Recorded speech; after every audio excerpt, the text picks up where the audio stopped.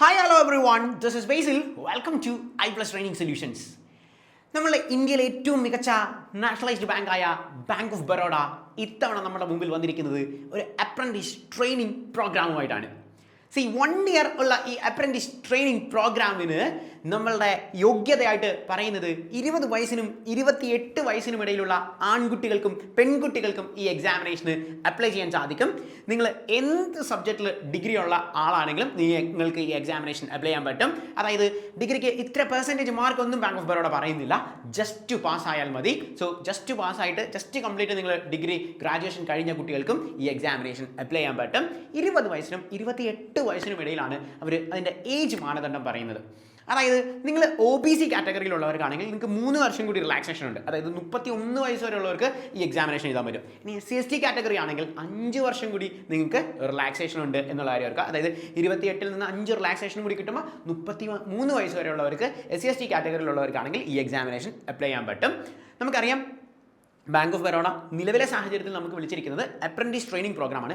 2700 ഒഴിവുകളാണ് നമുക്കുള്ളത്. നമുക്ക് ഡീറ്റെയിൽ ആയിട്ട് അത് എന്തൊക്കെയാണ്, ആർക്കൊക്കെയാണ് ഈ ഒഴിവുകളിലേക്ക് അപ്ലൈ ചെയ്യാൻ പറ്റുന്നത്, എന്താണ് അതിൻ്റെ ക്രൈറ്റീരിയ എന്നുള്ള കാര്യം നമുക്ക് നോക്കാം. സോ നമുക്കറിയാം നമ്മൾക്കടെ ലാസ്റ്റ് ഡേറ്റ് എന്ന് പറയുന്നത്, ലാസ്റ്റ് ഡേറ്റ് ഓഫ് സബ്മിഷൻ എന്ന് പറയുന്നത് ഈ ഡിസംബർ 1-ാം തീയതിയാണ്. ഡിസംബർ 1-ാം തീയതി വരെ കാത്തിരിക്കാതെ നിങ്ങൾ ഈ വീക്കിൽ തന്നെ എക്സാമിനേഷൻ അപ്ലൈ ചെയ്യണം. കാരണം നമുക്കറിയാം ഈ പറയുന്ന എക്സാമിനേഷനിൽ ഡിസംബർ 1-ലേക്ക് വരുന്ന സമയത്ത് നമുക്ക് ലാസ്റ്റ് ടൈമിൽ ഈ സെർവർ ഡൗൺ ആകുന്ന ഒരു പാറ്റേൺ ഒക്കെ ഉണ്ട്. അപ്പോൾ അതുകൊണ്ട് ലാസ്റ്റ് വീക്കിലേക്ക് കാത്തിരിക്കാതെ ഈ ആഴ്ച തന്നെ എക്സാമിനേഷൻ അപ്ലൈ ചെയ്യുക. ഡിസംബർ 1-ആണ് നമ്മളുടെ ലാസ്റ്റ് ഡേറ്റ് എന്നുള്ള കാര്യം ഓർക്കുക.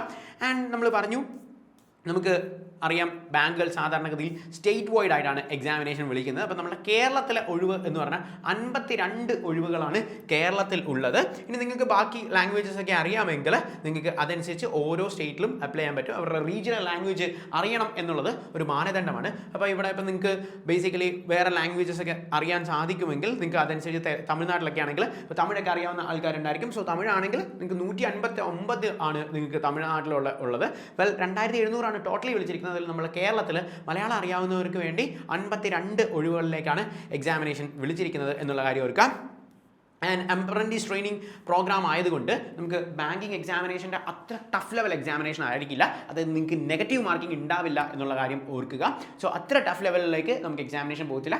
സാധാരണഗതി നമുക്കറിയാം ബാങ്ക് ഓഫ് ബറോഡയുടെ എക്സാമിനേഷൻ വരുന്നത് പ്രിലിമിനറി ലെവൽ, മെയിൻസ് ലെവൽ, ഇങ്ങനെയൊക്കെയാണ് ലെവൽ വരുന്നത്. എന്നാൽ ഈ എക്സാമിനേഷൻ നമുക്ക് ആകെ ഒരൊറ്റ ലെവൽ എക്സാമിനേഷനേ ഉള്ളൂ. ഇനി സാധാരണഗതി നമുക്ക് നെഗറ്റീവ് മാർക്കിംഗ് ഉണ്ട്, പക്ഷേ ഇവിടെ നമുക്കിവിടെ നെഗറ്റീവ് മാർക്കിങ്ങും ഇല്ല.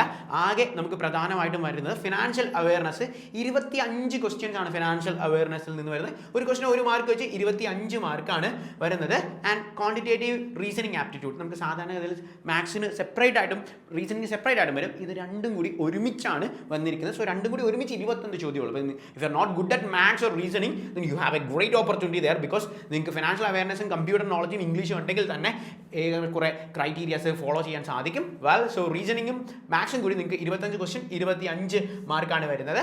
And computer knowledge, basic computer നോളജാണ് ഒരു എക്സാമിനേഷന് ചോദിക്കുന്നത്. സോ നമുക്കറിയാം ബേസിക് ക്വസ്റ്റ്യൻസ് എങ്ങനെയാണ് വരുന്നത് എന്നുള്ളത്.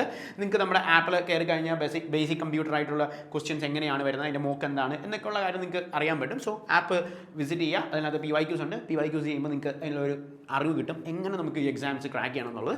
ജനറൽ ഇംഗ്ലീഷ് 20 ചോദ്യം 25 മാർക്കാണ് അവിടെയും വന്നിരിക്കുന്നത്. നമുക്ക് ഇഡിയംസ് ആൻഡ് ഫ്രേസസ് എന്നൊക്കെ പറയുന്ന ഗ്രാമർ സെഷനിൽ നിന്നുള്ള ക്വസ്റ്റ്യൻസ്, വൊക്കാബുലറി സെഷൻസിൽ നിന്നുള്ള ക്വസ്റ്റ്യൻസ്, ഇതെല്ലാം നമുക്കവിടെ കാണാൻ സാധിക്കും. വെൽ സോ 60 മിനിറ്റ്സ് ആണ്. നെഗറ്റീവ് മാർക്കിംഗ് ഇല്ല എന്നുള്ള കാര്യം ഓർക്കുക. ഇനി നമ്മളുടെ ഫീസ് സ്ട്രക്ചർ അവർ പറയുന്ന പാറ്റേൺ എന്ന് പറയുന്നത് നമ്മൾ ഈ എക്സാമിനേഷന് SC/ST കാറ്റഗറി ആളുകൾക്ക് ഫ്രീ ആയിട്ട് എക്സാമിനേഷൻ എഴുതാൻ പറ്റും. അതായത് നിങ്ങൾക്ക് പേയ്മെൻ്റ് ഒന്നും അടയ്ക്കേണ്ട. SC/ST കാറ്റഗറിയിലാണ് വരുന്നത് എങ്കിൽ. ഇനി എന്തെങ്കിലും ഡിസേബിൾ പേഴ്സണാലിറ്റീസ് ആണെങ്കിൽ 400+ GST ആണ് പറഞ്ഞിരിക്കുന്നത്. ജനറൽ കാറ്റഗറി ആൾക്കാർക്ക് EWC OBCക്കാർക്കൊക്കെ 800+ GST ആണ് ഇതിൻ്റെ റേറ്റ് ആയിട്ട് വരുന്നത്. സോ നല്ലൊരു ഓപ്പർച്യൂണിറ്റിയാണ്. നിങ്ങൾക്ക് നമ്മുടെ ആപ്പിൽ വിസിറ്റ് ചെയ്യുകയാണെങ്കിൽ എൻ്റെ PYQs ചെയ്യാൻ പറ്റും. അപ്പോൾ നിങ്ങൾക്ക് അത് അറിയാൻ പറ്റും എങ്ങനെയാണ് എൻ്റെ എക്സാം ക്രാക്ക് ചെയ്യേണ്ടത് എന്നുള്ളത്. സോ ഈ വീക്കിൽ തന്നെ എല്ലാവരും അപ്ലൈ ചെയ്യുക. Do apply. That's all. Thank you. By.